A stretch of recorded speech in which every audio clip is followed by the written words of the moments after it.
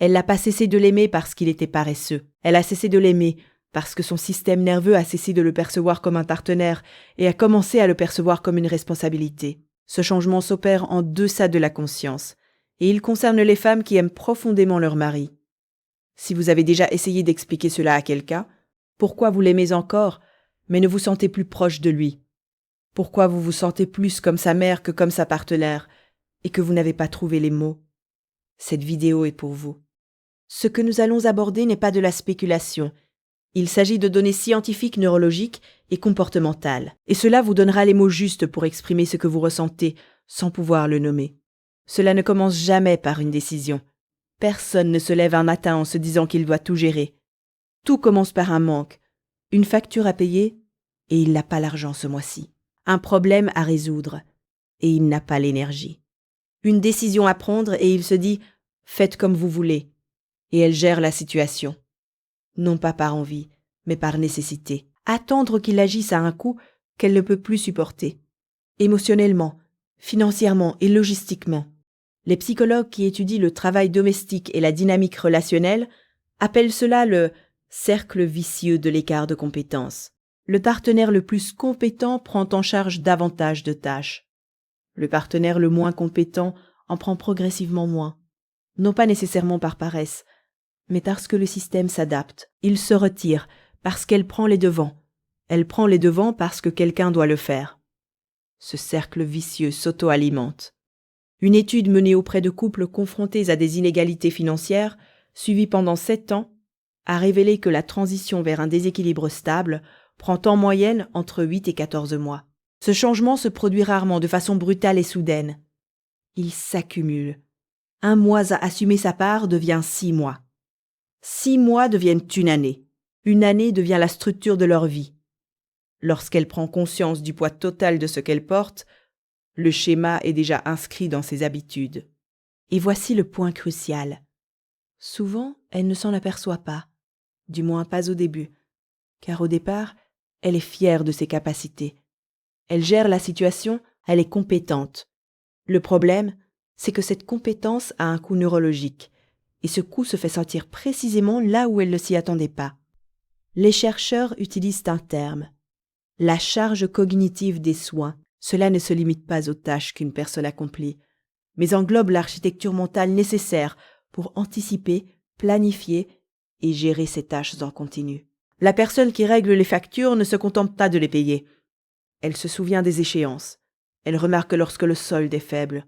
Elle ajuste ses dépenses à l'avance. Elle porte le poids invisible de la gestion, et pas seulement le poids visible de l'exécution. Les études sur la charge mentale et la satisfaction relationnelle montrent systématiquement que la personne qui supporte une charge cognitive disproportionnée dans une relation modifie progressivement sa perception de son partenaire. Ce dernier cesse d'être une personne vers laquelle on se tourne pour obtenir de l'aide et devient une personne à gérer en plus de toutes les autres responsabilités. Il ne s'agit pas d'un choix, mais d'une adaptation cognitive. Le cerveau organise sa carte relationnelle en fonction des données comportementales réelles.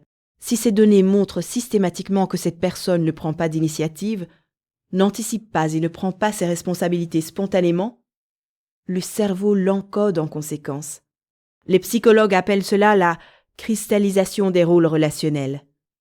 Les rôles se rigidifient, ils cessent d'être fluides et deviennent figés, et les rôles figés sont extrêmement difficiles à modifier, car il ne s'agit pas simplement d'habitudes comportementales, mais de structures neurologiques. La femme qui porte la charge cognitive du foyer ne se contente pas de se fatiguer.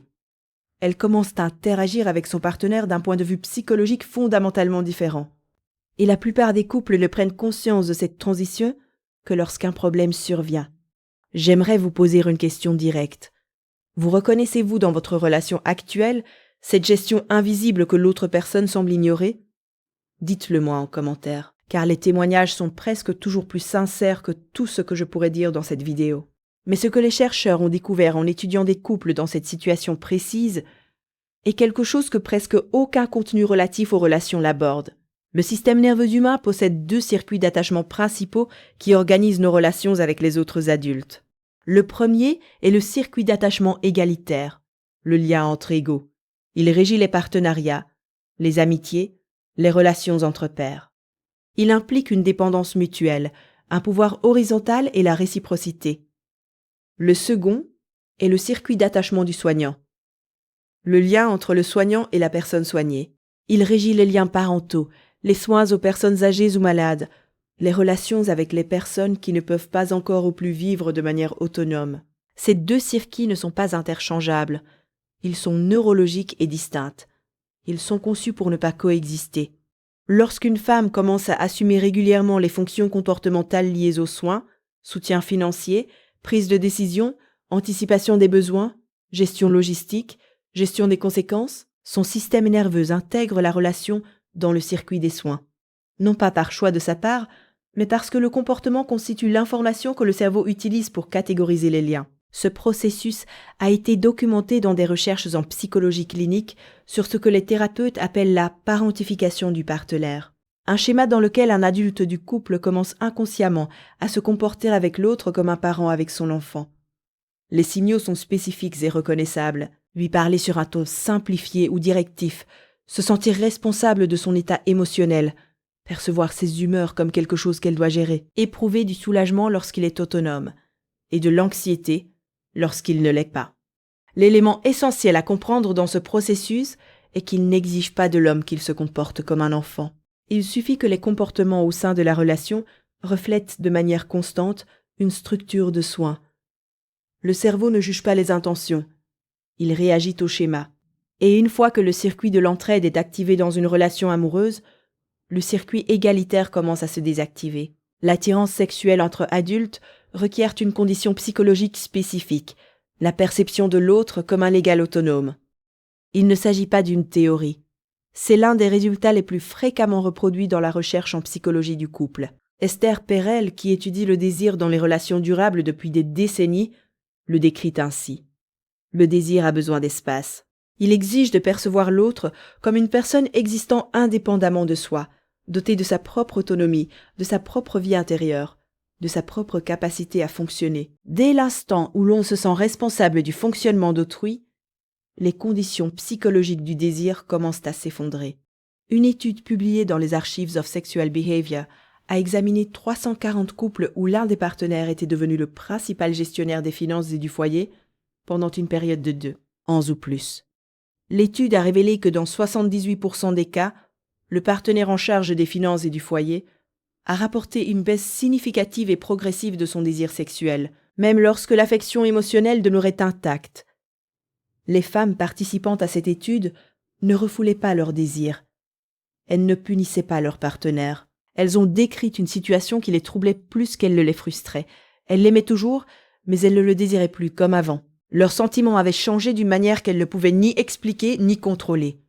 Le mécanisme est précis. Elle ne peut désirer une personne qu'elle gère, non pas par choix, mais parce que désir et gestion sont des états neurologiquement incompatibles. On ne peut se sentir simultanément responsable du bien-être d'autrui et attiré par cette personne comme par un partenaire autonome. Le cerveau ne permet pas à ces deux circuits de fonctionner à plein régime en même temps. Plus elle porte de fardeau, moins elle désire. Et moins elle désire, plus elle porte de fardeau. Car elle ne recherche plus de connexion émotionnelle par l'intimité et consacre donc cette énergie à la productivité. Le cycle se referme. Si cette vidéo vous a ouvert de nouvelles perspectives, abonnez-vous. Chaque semaine, une nouvelle vidéo explore ce sujet en profondeur. Vous ne voudrez pas manquer la prochaine. Elle cesse de dire certaines choses, non pas qu'elle abandonne, mais parce qu'elle les a déjà dites et que rien n'a changé. Elle cesse de dire qu'elle est fatiguée, parce qu'il dit qu'il est fatigué lui aussi, et la conversation n'aboutit à rien. Elle cesse de dire qu'elle a besoin de plus de lui, car la conversation se concentre alors sur ses sentiments, sa défensive, sa honte, et elle finit par gérer sa réaction émotionnelle en plus de tout le reste. Elle cesse de demander de l'aide, car demander implique d'expliquer, et expliquer demande une énergie qu'elle n'a plus. Et même après ses explications, il continue de mal faire ou ne tient pas ses promesses. Ce qui remplace les mots, c'est une forme de repli émotionnel bien plus dangereuse que le conflit lui-même. Le conflit exige un investissement.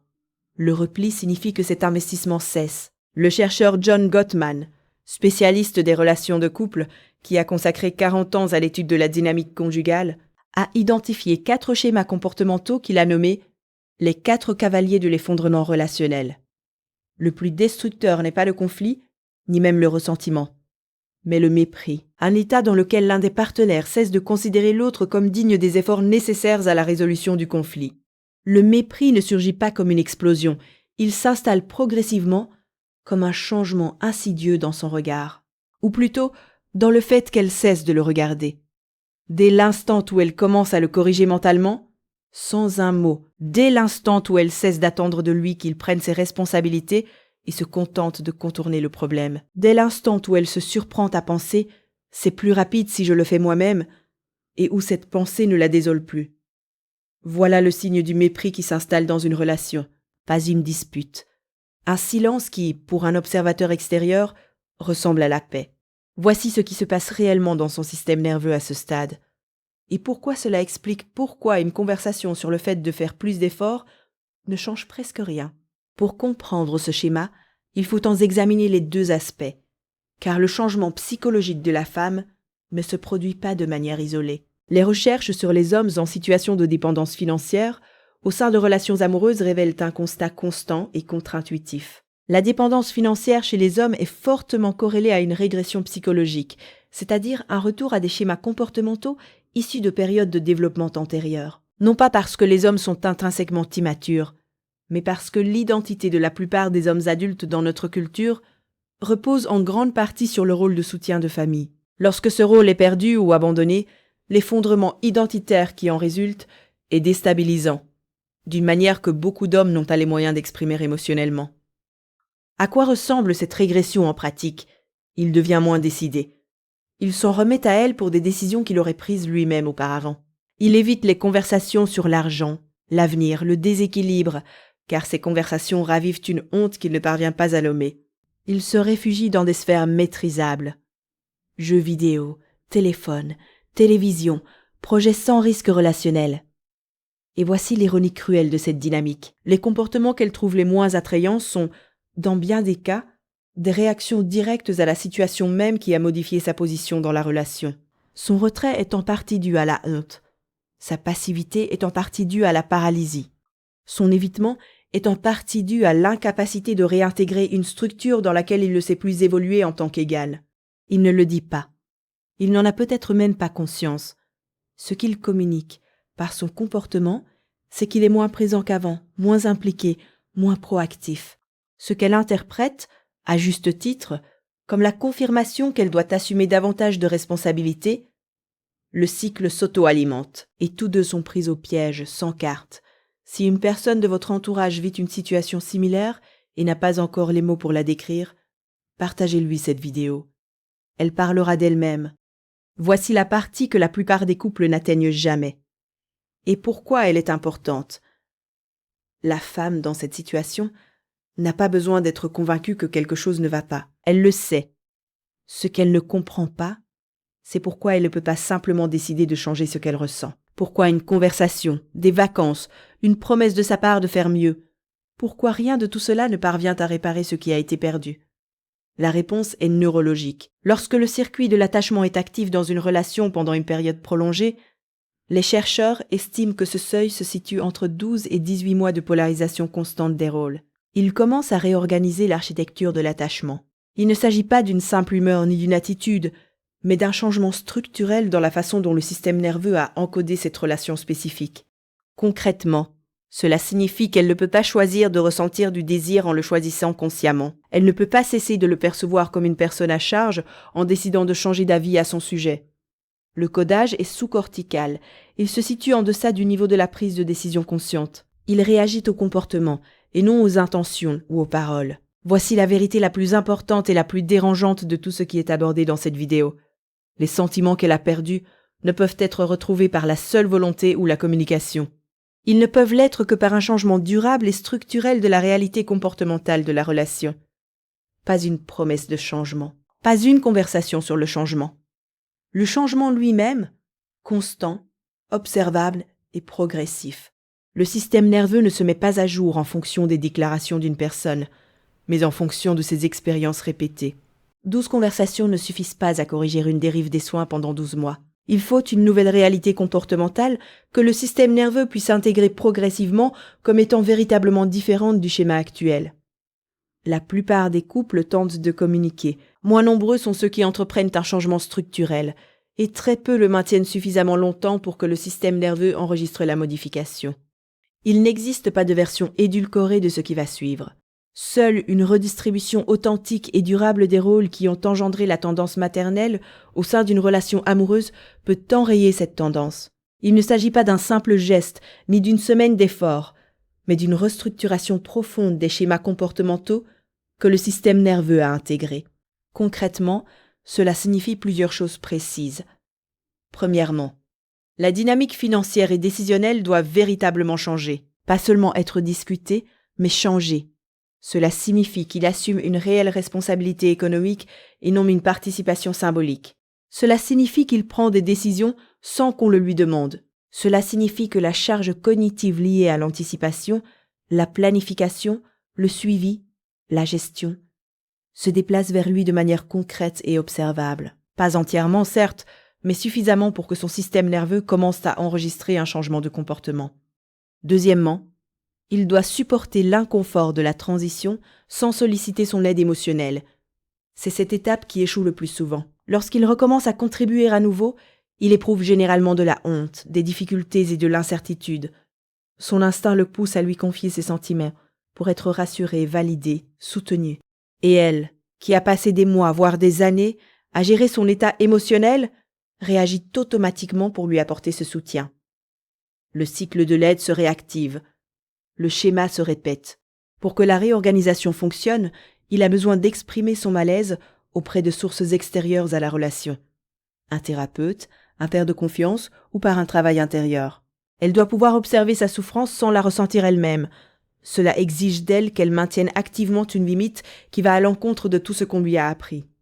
Troisièmement, la réorganisation du système nerveux ne prend pas quelques semaines. Les chercheurs qui étudient l'évolution des schémas d'attachement chez les couples estiment qu'un changement comportemental constant doit être maintenu pendant au moins 6 à 9 mois, avant que le codage de l'attachement ne commence à évoluer de manière mesurable.